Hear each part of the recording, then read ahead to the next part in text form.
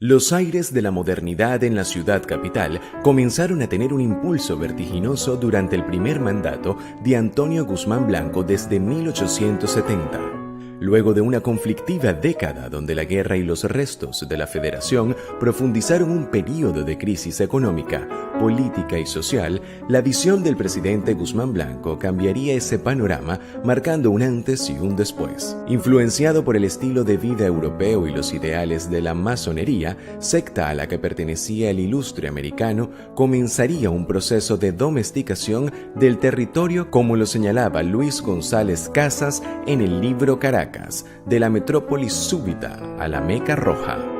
Para ello tuvo que controlar a los otros caudillos insurrectos en el resto del territorio para comenzar a aplicar diversas reformas. Logrado este punto, puso su empeño en la construcción de nuevos edificios emblemáticos que embellecieron la capital y la volvieron una segunda París.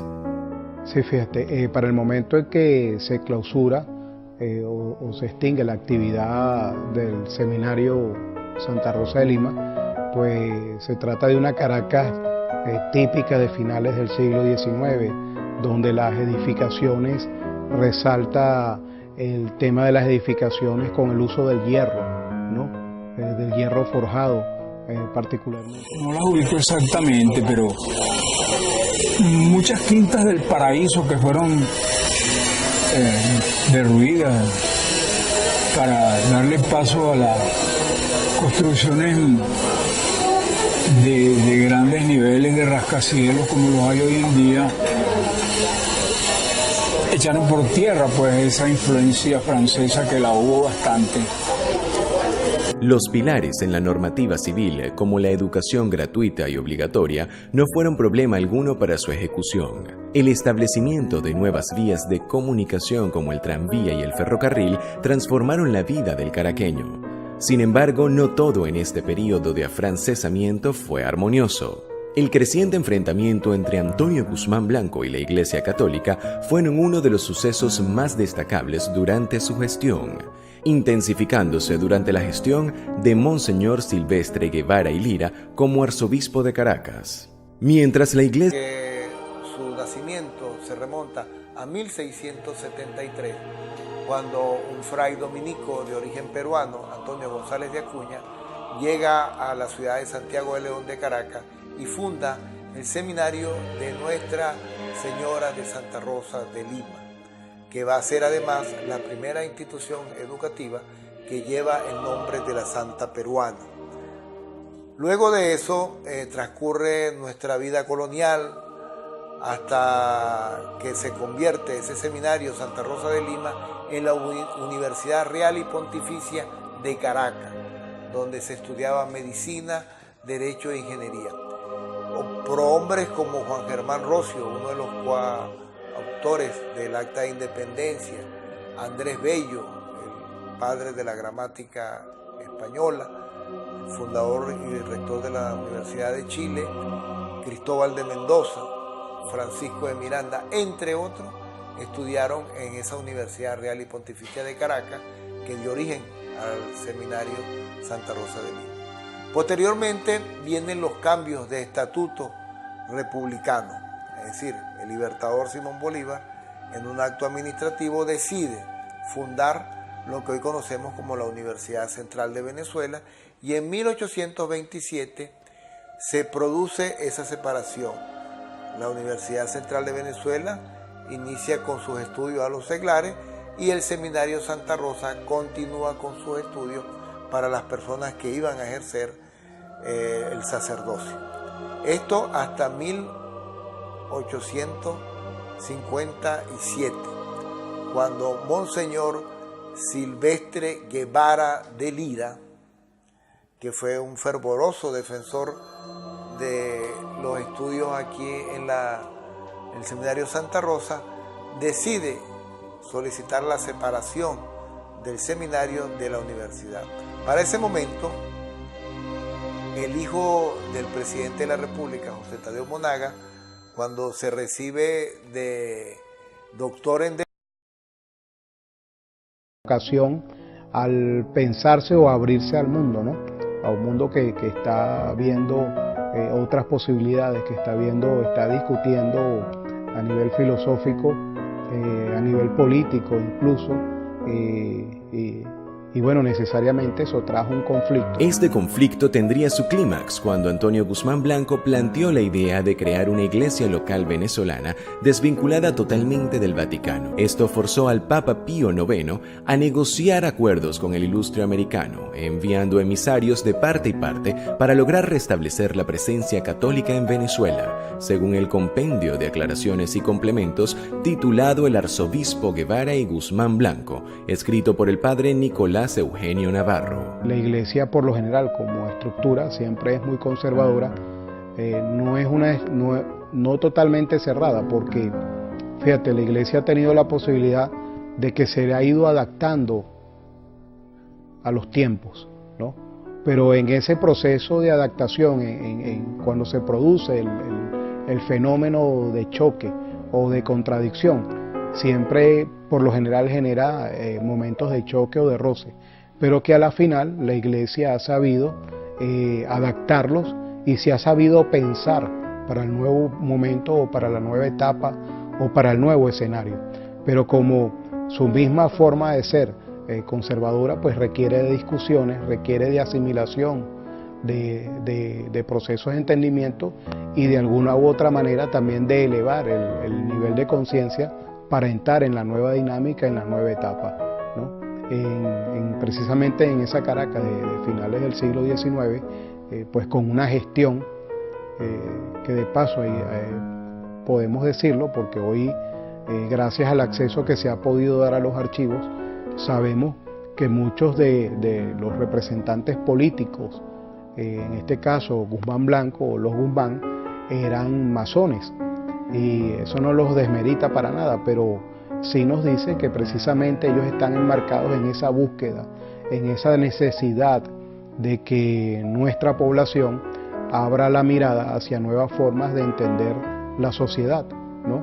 Y ver la posibilidad, sin dejar de creer en un Dios creador, ¿no? En un Dios constructor, edificador del universo, eso que todavía el ser humano necesita. O busca ver la respuesta a su origen, a su porqué en la tierra. El desenlace a la crisis entre Iglesia y gobierno. La renuncia de Monseñor Silvestre. Reprensarse frente a situaciones adversas que pudiesen, que en este caso experimentó durante el periodo, pero que luego en lo sucesivo, frente a situaciones quizás más amigas, más deseables, ¿no? Pero queda la experiencia de esa activación en escenarios adversos y que puedes llevar esas experiencias a incluso sitios, lugares dentro del territorio venezolano donde históricamente te habías encontrado con poblaciones adversas o que incluso ajenas o aisladas de la fe, pudiera uno atreverse a decir, y permitirte, incluso como lo vemos en lo que es la memoria colectiva de la Iglesia en Venezuela, cómo se logró después iniciar todo un proceso de difusión de la fe en periodos posteriores. Así permaneció la escuela episcopal los siguientes 12 años, culminando el siglo XIX y empezando el XX con acciones que ayudarían a restituir la gloria del antiguo Colegio Seminario Tridentino. En 1920 se aprobaron 13.219 bolívares con 18 céntimos para el pago del valor de maderas y otros materiales varios. Documento número 727. El 31 de agosto de 1920 se hizo una partida de $4.425 con 66 centavos, equivalente a 25.668 bolívares con 83 céntimos, para el pago a The General Fireproofing Company de Nueva York, del valor a bordo en La Guaira 100 vigas de acero. Documento número 728. Para el 1 de octubre de 1920 se erogaron 16.847 bolívares con 10 céntimos para el pago de 900 piezas de madera, 18 puertas y 60 ventanas. Documentos del número 729 al 731. El 5, 11 y 16 de noviembre de 1920 se aprobaron 12.000 bolívares en total como auxilio del Gobierno Nacional para los trabajos de construcción. Documento número 732.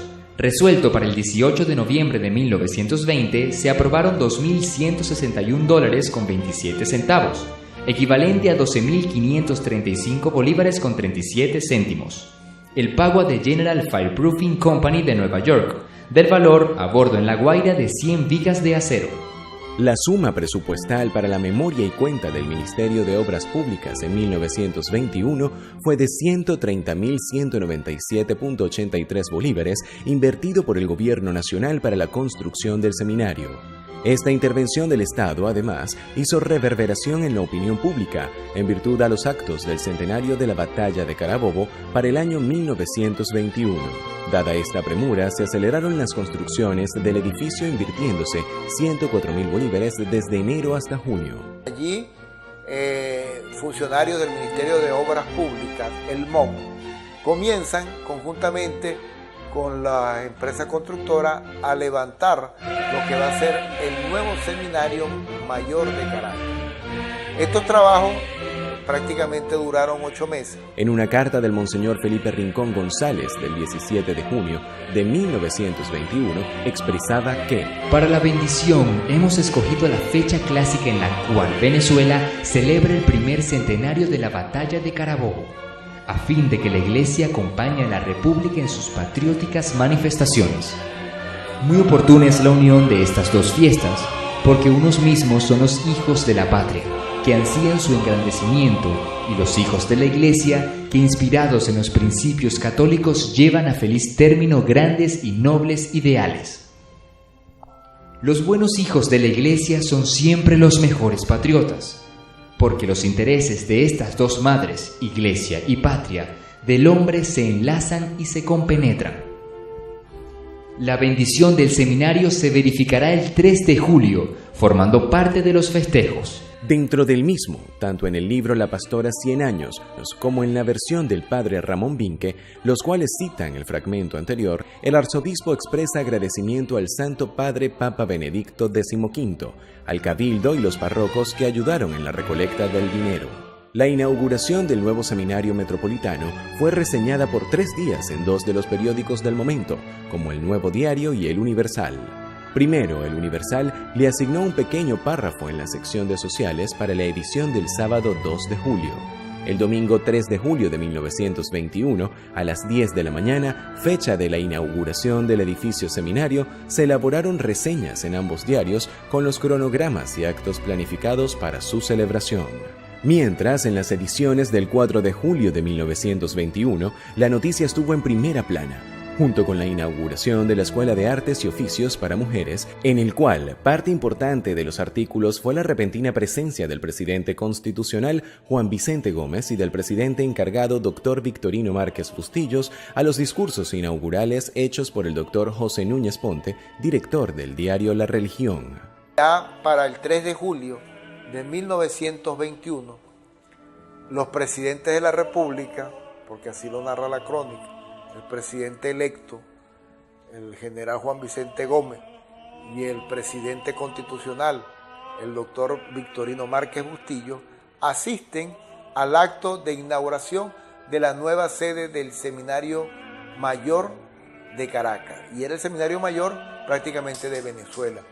Nosotros tenemos una foto de un registro histórico de ese evento, porque además recordemos que se estaban cumpliendo en 1921 los 100 años de la Batalla de Carabobo, y se quiso tomar la inauguración del seminario como parte de esa efeméride.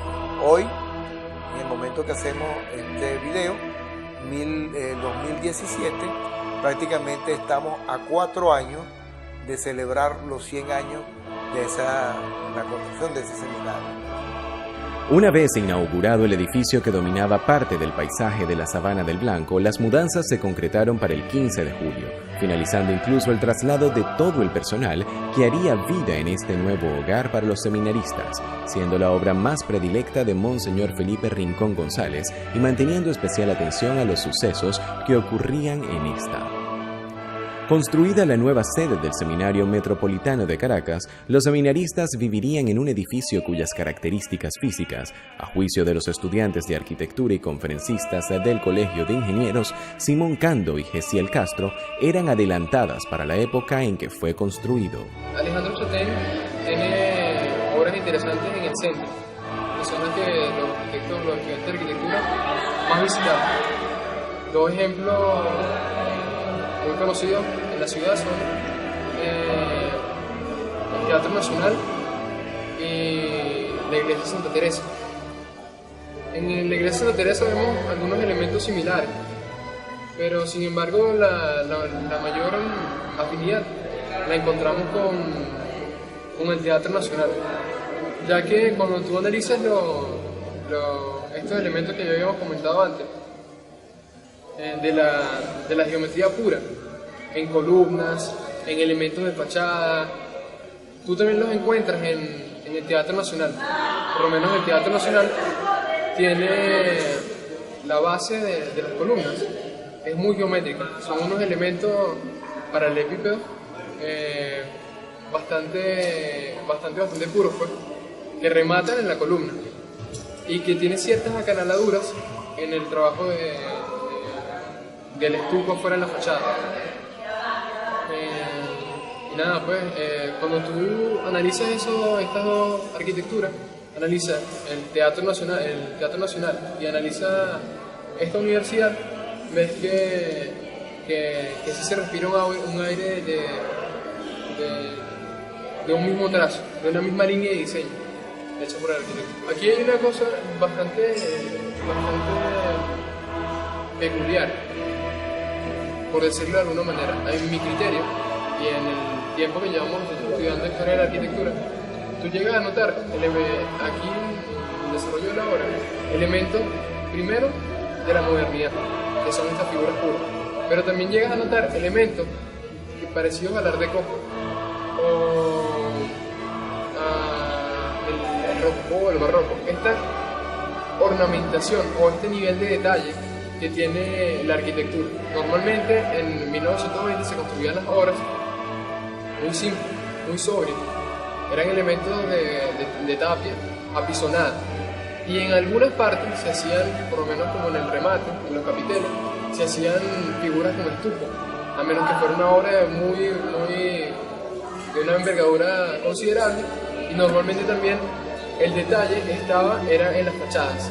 Ahora, cuando nosotros vemos aquí, vemos que hay un montón, una gran cantidad de detalles en las columnas que a primera vista también lo que hacen es reflejar, lo que te hace es intentar que el espectador o el habitante, que en este caso aprecie la arquitectura en su tercera dimensión, ve hacia el cielo. Normalmente los arquitectos han entendido los patios centrales como otra mirada al cielo. A los patios centrales, a este vano, en la arquitectura, este agujero, se le llama vano. Este vano es lo que se le conoce en la jerga arquitectónica como una ventana al cielo. Normalmente tú tienes las ventanas que dan hacia otros espacios en tu plano horizontal, pero los arquitectos, buscando la grandeza, lo que hacen es que crean una ventana o un portal al cielo. Cuando tú pasas por allá, por el zaguán, tú tienes una entrada interesante porque tú vienes de un lugar que es la calle. La calle no tiene ninguna protección. La calle, cuando tú vienes caminando, la calle es el infinito, el cielo. Cuando un arquitecto necesita que un espacio se vea más grande o que tú puedas entrar en ese espacio de una manera más sutil, puedas entender el espacio como todo un mismo elemento, lo que normalmente hacen es que crean filtros formales, filtros en cuanto a los espacios, a las formas entre un espacio y otro.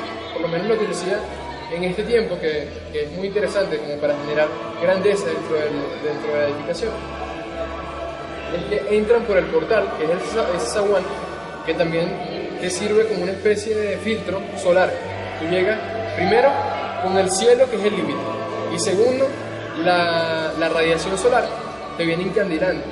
Cuando tú pasas el zaguán, que es esa entrada principal, ahí bajan los niveles de radiación solar y tienes como la vista se va adaptando para que puedas entrar en un espacio más oscuro. Y lo otro es que tienes en las alturas, tienes el cielo que es el infinito, llegas al zaguán, que es como una especie de portal, y vuelves a tener este espacio que es sumamente grande, que también es infinito, de aquí hasta el cielo. Yo imagino que el arquitecto hace estos elementos también como buscando alzar la mirada, lo que se hacía con el gótico, con los altos, con el apuntalamiento de los elementos verticales en el gótico, para que cuando llegaran los feligreses a la iglesia pudieran ver lo majestuoso que era la construcción y pudieran apreciar de esa misma manera la santidad, lo profano, lo divino que es la arquitectura y cómo la arquitectura conecta el cielo con la tierra. Para mí este elemento es eso. La construcción como tal, pues es una planta cuadrada o rectangular con un patio central, una construcción a doble altura que pues ciertamente responde a esos cánones de esa época, ¿no? De una construcción de 2 niveles con techos muy elevados, por lo menos en nivel de planta baja. Tenemos una altura de unos 5 metros o quizás un poquito más. A nivel ornamental, dentro es un poco sobria. Sin embargo, hay detalles que hacen y marcan la diferencia del resto de la edificación. Por ejemplo, en las columnas que tenemos en el patio central, son una de las pocas que están ornamentadas en el interior o que tienen un trabajo pues detallado en el interior de la construcción. Ciertamente el capitel no está muy trabajado en las columnas. Sin embargo, cada una de las caras de ellas, pues vemos ahí un trabajo bien interesante, que es como una especie de flecha, que de alguna manera intenta direccionar nuestra vista al cielo, pues entendiendo también la filosofía, ¿no? O esta neuromensaje, ¿sabes? Que intenta, pues, a través y usando también el recurso del patio interno como elemento central y protagónico de la edificación, también nos narra, pues, una historia que viene de la mano con el uso de la edificación. Por ejemplo, el uso de la edificación es religiosa o tenía en sus inicios un fin religioso, por ende la incorporación del patio interno como elemento donde este se emplaza. Estamos hablando de una construcción que está emplazada en un ambiente tropical, en un país ubicado en el trópico, en donde, bueno, nosotros pasamos la mitad del año en sequía, la mitad del año en sequía y la mitad del año en lluvias, pues 6 meses de lluvia y 6 meses de sequía, es decir, esto responde a esas necesidades que, bueno, que el ambiente nos propone.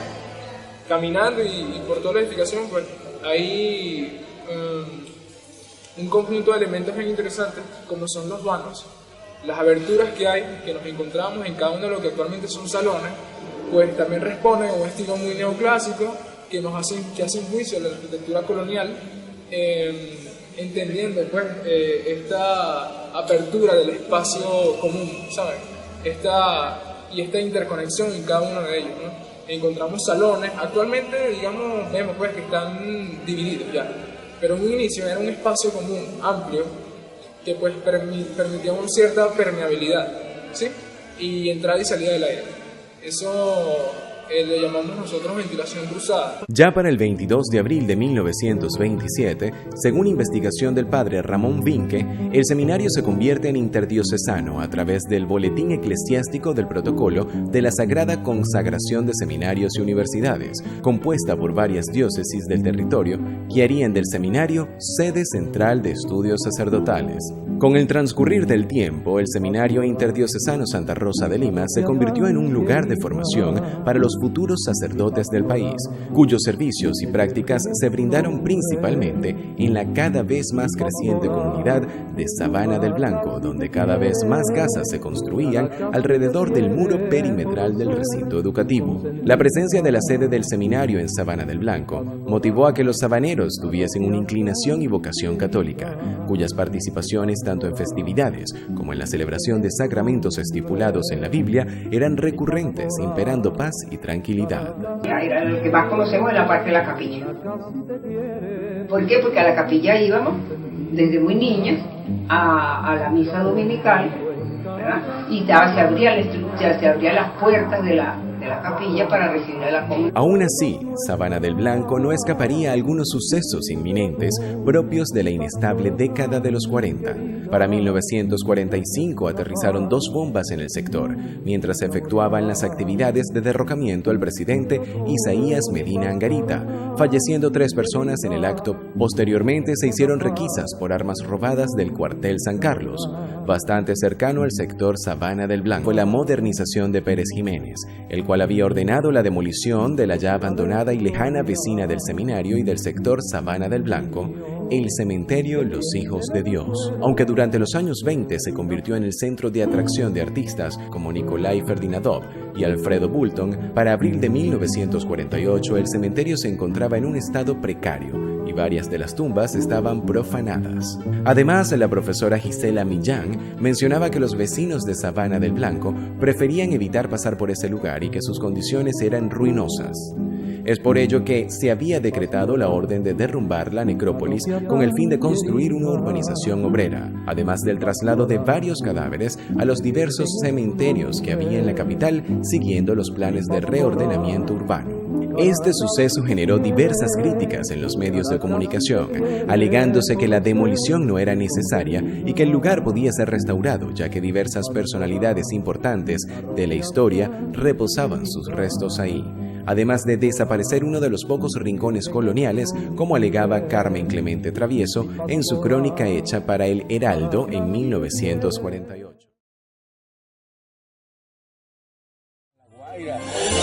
Que son obras públicas, pero también hubo una gran cantidad de construcciones de viviendas, ¿no? En el mismo litoral hay unas casas en el litoral de esa época que tienen la forma de un barco. Usted se imagina lo que es construir una casa con una quilla y todas las arboraduras que puede tener un barco, y se parecía, porque era la forma de construir, era una cosa, una construcción de índole muy militar, ¿no? Pero en general, la obra de la época de los años 50 en Venezuela fue un hito en la construcción. Se construyeron las torres del Centro Simón Bolívar, se construyó la Avenida Bolívar, se construyó la Universidad Central de Venezuela, que es patrimonio universal. Y lo lastimoso es que se destruyeron una gran cantidad de viviendas, de casas solariegas y de un marco histórico interesante. Bajo esta premisa y de la necesidad de establecer el seminario menor cerca del seminario interdiocesano, se ordenaron realizar levantamientos de planos topográficos del terreno y posibles proyecciones del nuevo edificio para 1952. Plasmándose en papel un moderno edificio de 4 plantas, con dormitorios amplios, salones grandes y conexiones con el edificio de 1921, totalizando una cantidad de 76 planos que se encuentran actualmente al resguardo del Archivo Histórico Catastral del municipio Libertador. Del cielo a la tierra, ¿no? Principalmente en los cursos se nota que se diseñaron con diferentes cursos. Los materiales, como ya había mencionado. El edificio en general tiene una obra de los 50 muy tocada.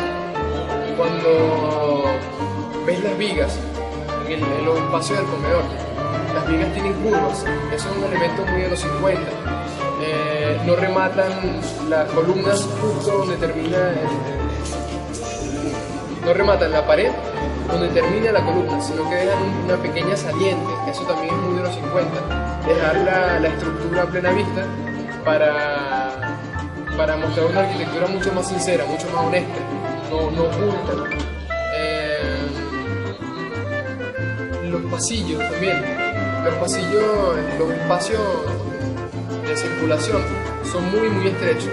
Sin embargo, también toman elementos tropicales que podemos notar aquí igual, que son estos bloques escalados que están en las escaleras y que permiten también la entrada del aire. Tienen todos unos ventanales que dan hacia áreas verdes también que permiten la entrada de estas células convectivas que ya habíamos mencionado anteriormente, y juegan con unas ventanas corredizas completas con algunos ritmos entre las columnas, que son de los elementos que llamaba que toma Le Corbusier, que son de los 5 puntos de la arquitectura moderna. Entre uno de ellos son las ventanas corredizas, los techos planos, la utilización de ciertos espacios como áreas libres. Según los registros consultados, los datos básicos de la construcción eran los siguientes. Superficie de la parcela total, que sería todo el terreno que dispone el seminario, 13.000 metros cuadrados. Área de ubicación de la nueva construcción, 1.204 metros cuadrados. Superficie de construcción de la azotea, 542 metros cuadrados. Superficie total de la construcción, 5.572 metros cuadrados. Precio del terreno, valuado en 90 bolívares el metro cuadrado. Costo del terreno total, 1.170.000 bolívares. Costo de la construcción, 270 bolívares el metro cuadrado. Costo total de la construcción, 1.504.440 bolívares. Costo total del inmueble, sección antigua y la nueva obra, 2.674.440 bolívares. Altura de la fachada, 18 metros con 50 centímetros. Volumen, 20.613 metros cúbicos. Se solicitaron permisos al Ministerio de Sanidad, Asistencia Social para la ampliación de la construcción, cuya aprobación fue ejecutada para el 2 de junio de 1954. Para ese momento, la empresa constructora Hierro Betón Construcción Compañía Anónima se encargaría de efectuar las obras de levantamiento, contando con el ingeniero Raúl Valle Rodas para el estudio de perforaciones, el ingeniero Benigno Mendoza García, tanto de supervisor como director técnico, y Berretino Panetta, siendo el maestro de obra. El inicio de la construcción fue para el 30 de junio de 1954, financiado enteramente por la Arquidiócesis de Caracas y cuya elevación del edificio demoraría 2 años hasta su inauguración el 8 de junio de 1956, reseñado en la revista Vínculo número 2, medio de comunicación que elaboraba el Seminario Interdiocesano Santa Rosa de Lima para su venta en la ciudad. Sin embargo, posteriormente, ya para el año 52, el obispo del Táchira, un sacerdote que había nacido en Maiquetía, en el estado Vargas, en La Guaira, que fue el primer obispo del Táchira, el señor Arias Blanco, lo nombran arzobispo coadjutor de Caracas, y él se encarga de construir el edificio moderno del seminario, que es donde hoy en día estamos haciendo esta grabación. Ese edificio costó 2 millones de bolívares. ¿Okay? Y ese edificio se va a inaugurar en 1956 con la presencia del general, en ese momento presidente de la República, Marcos Evangelista Pérez Jiménez. Con dicha inauguración, los seminaristas convivirían en un solo punto de la ciudad, tanto los menores como los mayores, paseando por sus pasillos y aulas, futuros sacerdotes y personalidades relacionadas al catolicismo y la teología. Al contrario del edificio del Seminario Interdiocesano, el Seminario Menor buscaba aprovechar los espacios superiores y la estabilidad lograda en el terreno general para erigirse un edificio con un estilo de construcción similar a algunas obras que se estaban desarrollando en la capital durante la década de los años 50. Hay muchísimos elementos propios, inclusive de la colonia, y muchísimos elementos del edificio anexo propios de la modernidad. Y ahí se ve un contraste enorme. Inclusive cuando tú vas pasando por esta especie de tramo o de portal que da de un espacio colonial a uno moderno, tú ves todos los cambios. Uno de los principales cambios que vemos aquí son las alturas. Todo este espacio tiene una altura de unos 5 o 6 metros. Y la vegetación en los patios centrales. Eso crea lo que en arquitectura, en ingeniería le llamamos células convectivas, que es lo que genera esta ventilación natural en todas las aulas. Bueno, y eso sumado con los espacios verdes que tenemos afuera, que también generan células convectivas. Cuando llueve tenemos esto. Y otros elementos, la utilización de las balaustradas, la utilización de la tapia. La tapia es un elemento estructural que absorbe rápidamente, pero emite lentamente. Entonces, es un material térmico bastante ecológico, bastante útil, porque durante el día él absorbe el calor y lo desprende en la noche. Y durante la noche absorbe el frío y lo desprende durante el día. Entonces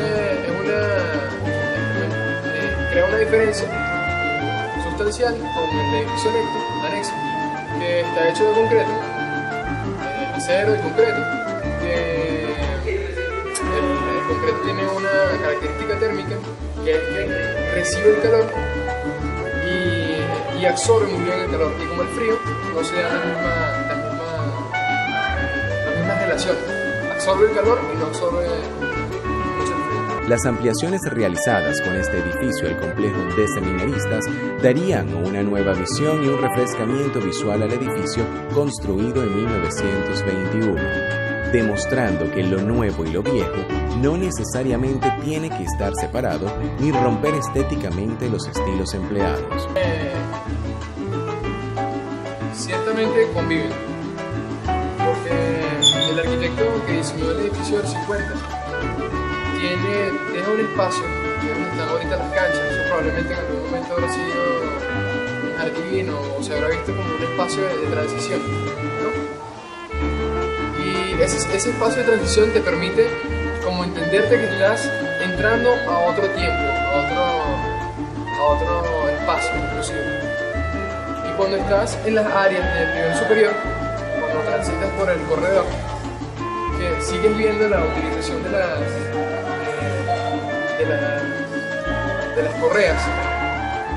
correas de carga, ves todo el techo y ves como la transición entre un techo y otro, sí se genera cierta dicotomía entre los espacios.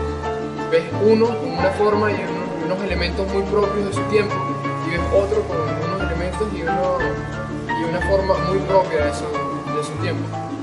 Creo que el arquitecto lo que supo jugar fue con la disposición de los elementos, cómo implantaba una edificación nueva junto a una edificación que ya tenía mucho más tiempo, mucho más época. Hubieron cosas que se notan que el arquitecto tomó en cuenta, interesantes, ¿no? Como por lo menos las alturas.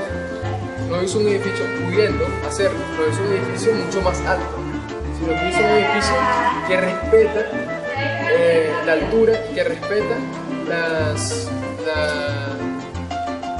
la posición del edificio más antiguo, la envergadura de esta edificación, que no se hizo en 2 días, como se construyó hoy en día, ¿no? Que se tuvo su tiempo, seguramente tuvo unos años de preparación, del proyecto, de la obra. Siempre un par de construcciones desfasadas por el tiempo requieren elementos de conexión. Pero fundamentalmente cuando se trata de cuestiones dedicadas a la educación, es tan importante tener dónde estudiar y cómo hacerlo, que es preferible dedicar todo a mejorar siempre lo que se imparte en la educación. Porque el estudiante a fin de cuentas estará pocos años en aquella situación, en aquel lugar, con el interés primordial que es aprender una profesión. A veces hay que hacerlo, y esto ha ocurrido en la misma Universidad Central de Venezuela, donde se construyó el edificio de economía de una manera arbitraria. Así que no desentona el par de construcciones que ahí existen y además están funcionando y prestando un servicio maravilloso. Sería un gasto casi inútil.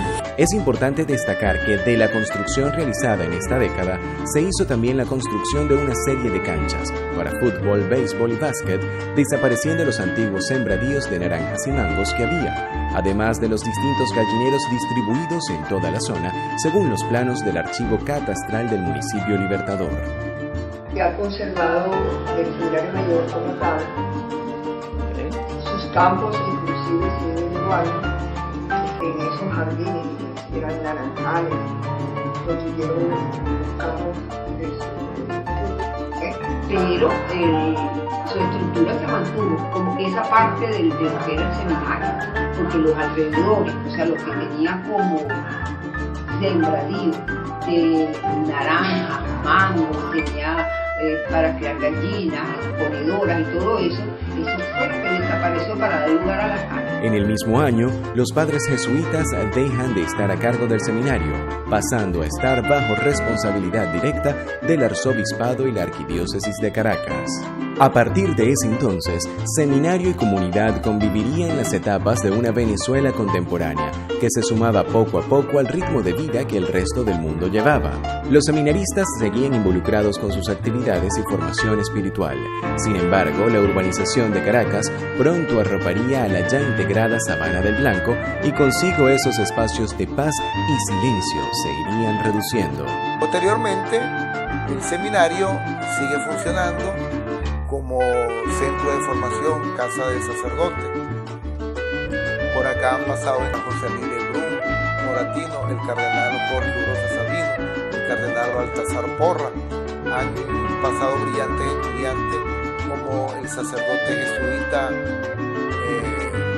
Arturo Sosa Bascal, hoy día superior general de la Compañía de Jesús a nivel mundial, un venezolano, un caraqueño ilustre que también estuvo en estas aulas en el tiempo moderno del seminario. En 1975, el Consejo Municipal de Caracas había declarado zona de utilidad pública varias secciones de la parroquia de La Pastora, incluyendo el sector Sabana del Blanco, con el fin de reacondicionar la zona para nuevas viviendas más modernas.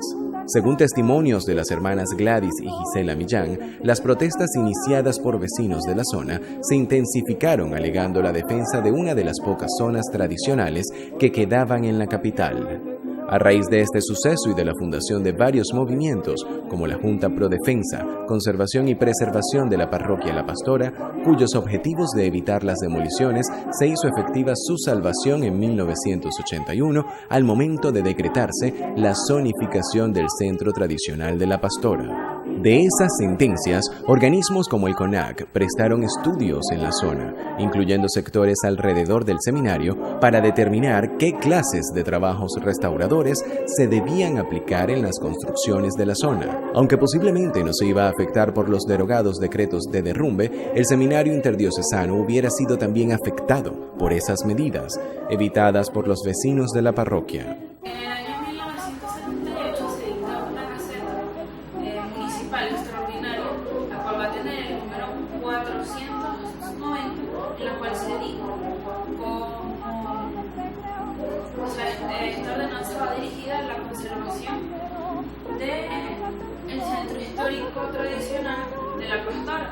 Posteriormente, en el año 1979, se realiza otra gaceta en apoyo a la misma, a esta anterior, para también se ven colapsados, ¿no? Y fíjate que es interesante porque tiene que ver también con un aumento, con una etapa de aumento de venezolanos que buscan encontrarse con Dios y con acercarse a todo lo que es el tema de la formación de la fe y a la posibilidad de ser ellos los guías de los pueblos o del pueblo venezolano, ¿no? Entonces, aquellas edificaciones pensadas, si se quiere, en algún momento para un número menor de participantes, pues también se ve desbordado. Y como lo conversamos, pues en cierta medida hubo que trasladar lo que es el seminario menor a otros espacios. Se queda allí el espacio mayor. Y aunque bueno, también te puedo decir que también se construye el edificio anexo, está enmarcado en toda esa búsqueda de generar nuevos espacios para la formación, para el crecimiento espiritual y profesional que se está formando en los espacios. A partir de 1986, cuando el seminario interdiocesano para ese momento se transforma Seminario de la Arquidiócesis de Caracas, gracias al gobierno del presidente Jaime Lucinchi, se convierte en el IUSI, el Instituto Técnico de Seminario Interdiocesano. Posteriormente, durante el gobierno del presidente Luis Herrera, y en algún momento esas edificaciones también fueron sede del ITER, lo que fue el IUSI. Eran espacios para el debate, no necesariamente para la actividad formativa universitaria como tal, sino también como espacios de debate, de encuentros, de foros, coloquios, congresos, talleres, conversatorios, y no solamente sobre el tema de la fe, porque hay que decirlo, la iglesia y los espacios del seminario en el siglo XX también, también se abrió a la discusión con el pensamiento opuesto, ¿no? Una manera de buscar el crecimiento. Fíjate tú que a veces observamos la dialéctica como algo exclusivo del comunismo, ¿no? Este que habla de dialéctica debe ser comunista, o izquierdo, ¿no? Pero es que precisamente cuando observamos la dialéctica como método, vemos que de la divergencia, de la confrontación pueden salir ideas conjuntas, y el seminario en algún momento dio la posibilidad de en sus espacios realizar foros, eventos incluso que contradecían algunas posiciones de la iglesia, usó la dialéctica.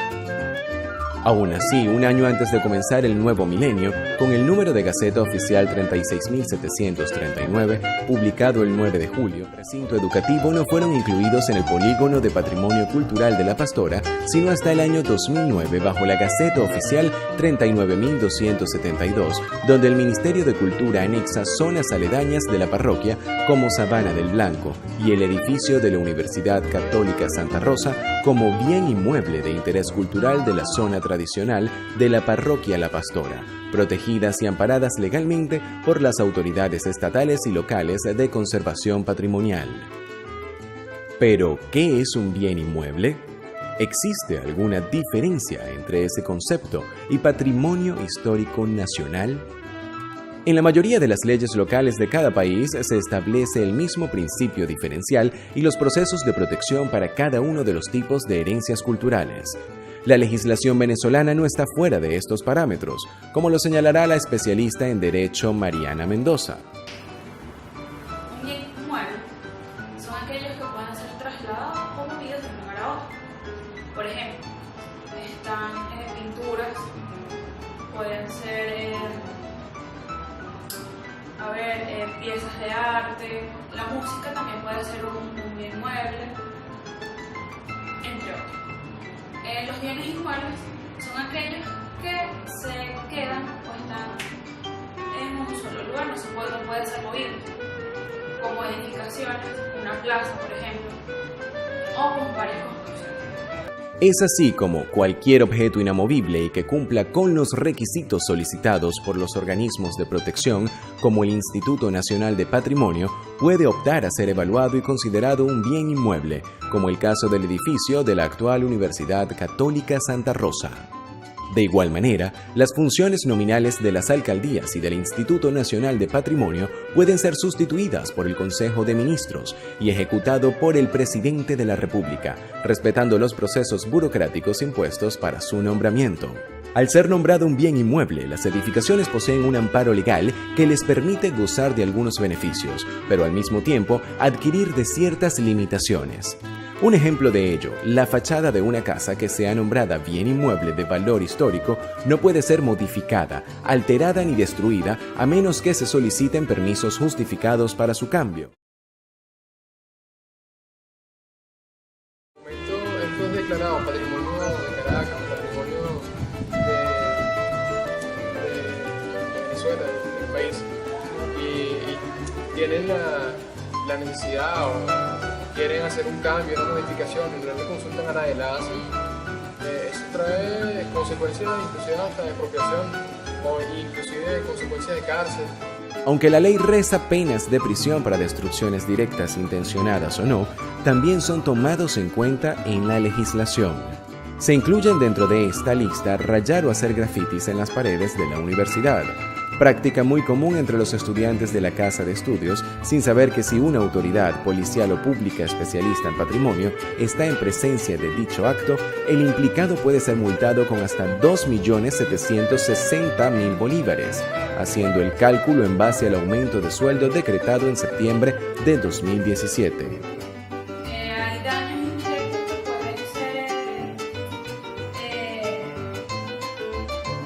pueden ser sancionados, pero no son todos totalmente completos, pero pueden ser sancionados con multas. Eso está establecido en el artículo 45 de la ley y dice que la multa será de 5.000 a 6.000 días de salario mínimo urbano. Mayores pueden ser tentados y acomodados. Pero ya la destrucción, por ejemplo, el derrumbe de la propiedad o del bien en este caso, ya sí es un delito. Con el amparo de la Ley de Patrimonio y al estar anexo aparte de las zonas aledañas al centro histórico de La Pastora, el edificio de la Universidad Católica Santa Rosa y los terrenos donde se encuentra ubicada poseen un valor histórico importante. Sin embargo, llevado a nivel de evalúo económico, tanto el terreno como las construcciones de 1921 fueron consideradas en el peritaje correspondiente por 1,5 millones de bolívares, incrementando su valor al construirse el edificio anexo hasta 2.674.440 bolívares. Aún así, es necesario tener en consideración que estos estudios se realizaron en la década de los 50 y que ha habido alteraciones económicas que requieren de una nueva partida presupuestaria del valor económico del inmueble. Yo calcularía, una opinión muy personal, que posiblemente esos terrenos en la actualidad pudiesen tener entre 500 y $1.000 el metro cuadrado. Entendiendo que los ubicados en zonas más privilegiadas de la ciudad para el tema del desarrollo económico están rondando los $4.000, ¿no? Pero supondría, de verdad no manejo una cifra, pero supondría que por la ubicación del edificio, que incluso, ¿no?, si hablamos de lo que ha sido la dinámica de la ciudad, que se va comiendo todos los edificios que pudiesen tener valor histórico, rescatables para otro tipo de labor, para construir nuevos edificios, yo pudiera decir que pudiese estar entre los 500 a $1.000, 1.500 el metro cuadrado. Un número determinado no se lo podría dar responsablemente sin antes haber hecho un estudio de un avalúo, aplicando las técnicas actuales para determinar el precio, porque hay que tomar en cuenta el terreno, hay que tomar en cuenta la edificación, hay que tomar en cuenta las instalaciones y hay que tomar en cuenta la sustitución. ¿Qué voy a hacer con el dinero que obtenga de la venta de ese edificio y dónde lo voy a obtener? Entonces, esos elementos hay que sopesarlos muy bien, hacer un análisis, hay que hacer un avalúo verdaderamente con mucha responsabilidad. Considerando el valor económico e histórico que posee, además de albergar en la actualidad dentro de ella una casa de estudios derivada directamente del antiguo seminario interdisciplinario, la sede de la Universidad Católica Santa Rosa podría llegar a ser considerada un patrimonio histórico-cultural, totalmente independiente al casco histórico de La Pastora, aunque relacionadas por estar dentro de la parroquia, pero con méritos y estudios propios por parte de los organismos de protección y defensa patrimoniales, de la misma manera que poseen otras edificaciones como el Consejo Municipal o su hermana mayor, la Universidad Central de Venezuela. Asimismo, al momento de ser decretado como tal, no existe derogación posible de este nombramiento, siendo amparado por la legislación venezolana y con carácter inalienable. Sí te puedo decir que estoy totalmente de acuerdo de que estamos en presencia de un edificio que tiene ya carácter histórico. No solamente por el tema arquitectónico, ¿no? O meramente arquitectónico, sino porque precisamente de sus aulas, de sus espacios, han salido venezolanos de una importante trayectoria en su vida y que nos han dejado un legado, ¿no? Han sembrado, y precisamente fue en esos espacios que se formaron. Han sido conductores de gente, han sido conductores de pueblos, han sido conductores espirituales de la nación, y precisamente esos espacios están vinculados a lo que fue esa formación, o sigue siendo esa formación, porque de alguna u otra manera, aunque ya no se desarrolla ahí la formación, si se quiere, del clero venezolano, pero sí de nuevos profesionales en otros campos del conocimiento, que gradualmente, en la medida en que han ido creciendo en su desarrollo profesional, están dejando huella en nuestra sociedad a través de sus trabajos, a través de sus opiniones, a través de sus propuestas, de sus ideas de país, y precisamente lo están haciendo a partir de la formación que recibieron en esos espacios, que, como te digo, son el reflejo de una época. La sede del seminario en sí se constituye en una ventana a la Caracas, a la Venezuela de las primeras décadas del siglo XX. La estructura te evoca, ¿no? Más allá de ser una estructura ambientada en el tema religioso, pero al verla tú inmediatamente te trasladas a aquellos años. Sí, se puede hacer. Primero porque como es una universidad, ya tiene un valor, no digamos no histórico, pero sí educativo, y eso ya es bastante importante. Entonces, por medio de la comunidad estudiantil y la comunidad de la parroquia, podrían solicitar al municipio que este sea agregado al patrimonio cultural de la parroquia, no, bueno, del país como tal, que ya al ser patrimonio cultural de la parroquia ya viene siendo el completo. Entonces, una vez que el patrimonio... A seguirte reencontrando con tu ciudad y con tu formación, ¿no? Y sigue siendo un espacio ideal, desde mi punto de vista, para la formación académica del ser humano.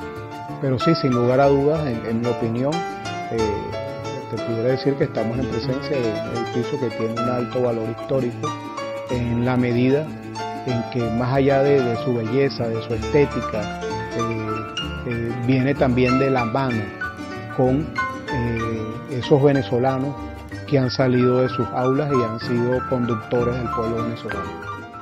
Con un importante desempeño, dedicación e interés por parte de Monseñor Felipe Rincón González, es importante resaltar la vida y antigüedad de este arzobispo de Caracas, ya que gracias a sus ideales, la Universidad Católica Santa Rosa cuenta con esa estructura para la formación de futuros profesionales, siendo considerada por el padre Ramón Vique como su obra predilecta.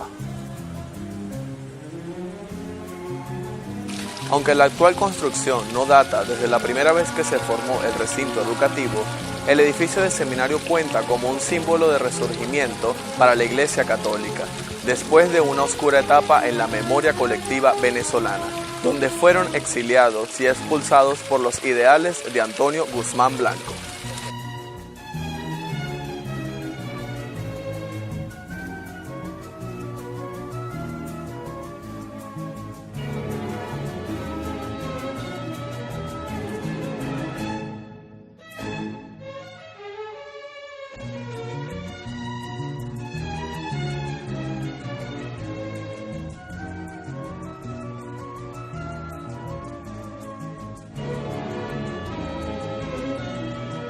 Como heredera directa del antiguo Seminario Interdiocesano Santa Rosa de Lima, la actual Universidad Católica Santa Rosa está comprometida con todos los estudiantes y personal que ahí laboran y hacen día a día en sus instalaciones, para mantener vivo un noble linaje histórico que data aproximadamente del siglo XVII.